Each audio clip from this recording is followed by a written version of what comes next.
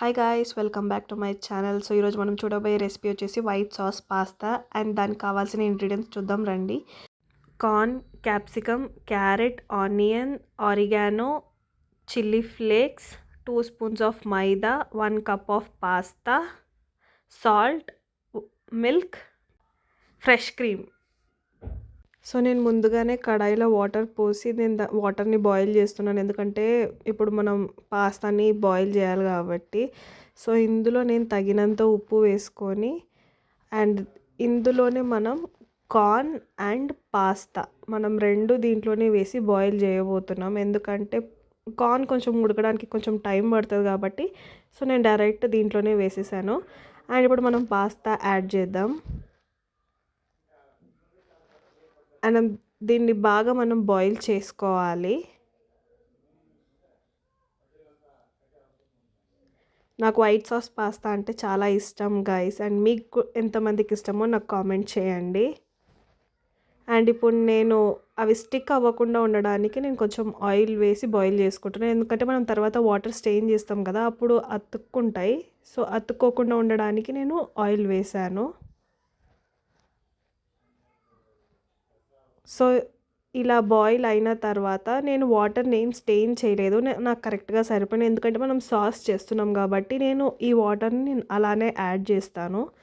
So మరి ఇప్పుడు కడాయి పెట్టేసుకొని మనం అందులో కొంచెం ఆయిల్ వేసుకోవాలి. అండ్ ఇప్పుడు మనం ముందుగానే కట్ చేసి పెట్టుకున్న వెజిటేబుల్స్ని ఫ్రై చేసుకోవాలి. ఇప్పుడు మనం దీంట్లో ఆనియన్స్, క్యారెట్ అండ్ క్యాప్సికమ్, ఇవి మూడింటిని మనము మరి ఫుల్గా ఫ్రై చేయనక్కర్లేదు. సో నార్మల్గా సాటే చేసుకుంటే చాలు. జస్ట్ లైట్ కలర్ చేంజ్ అయ్యేంత వరకు మనం దీన్ని ఫ్రై చేసుకుంటే సరిపోతుంది.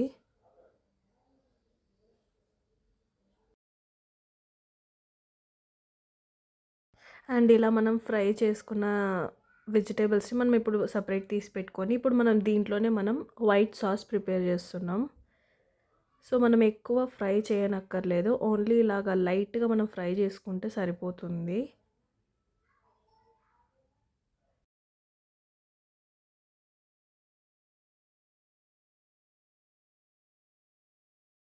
ఇప్పుడు మనం ఇదే ఆయిల్లోనే ఆరిగానో అండ్ చిల్లీ ఫ్లేక్స్, మైదా 3 వేసి మనం దీనికి బాగా కొంచెం ఫ్రై చేసుకోవాలి. అండ్ ఫ్లేమ్ మాత్రం సిమ్లో పెట్టుకొని చేసుకోవాలి, ఎందుకంటే తొందరగా మాడిపోతుంది. సో మనం ఫ్లేమ్ మాత్రం సిమ్లో పెట్టుకొని చేసుకోవాలి. అండ్ ఇలాగ ఒక 2 మినిట్స్ ఇవి ఫ్రై అయిన తర్వాత మనం కొంచెం వాటర్ వేసుకుందాము. అండ్ వాటర్ వేసుకున్న తర్వాత ఇలాగ మైదా అనేది గట్టిగా అయిపోతుంది. సో మనం వెంటనే పాలు వేసుకొని మీడియం ఫ్లేమ్లో దీన్ని బాగా బాయిల్ చేసుకుందాము, ఒక సాస్ ప్రిపేర్ అయ్యేంత వరకు.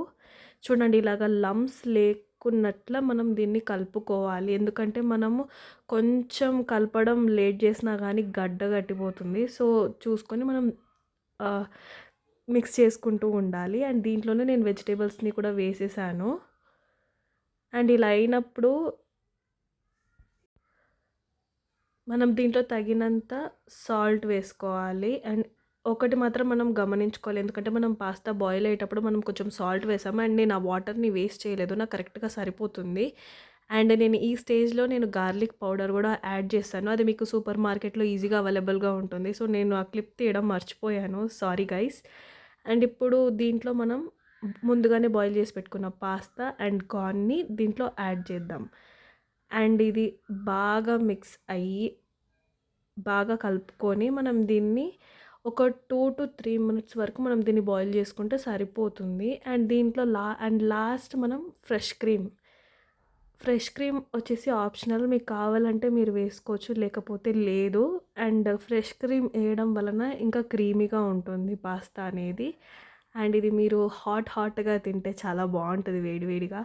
అండ్ అంతే గైస్, మన వైట్ సాస్ పాస్తా రెడీ అయిపోయింది.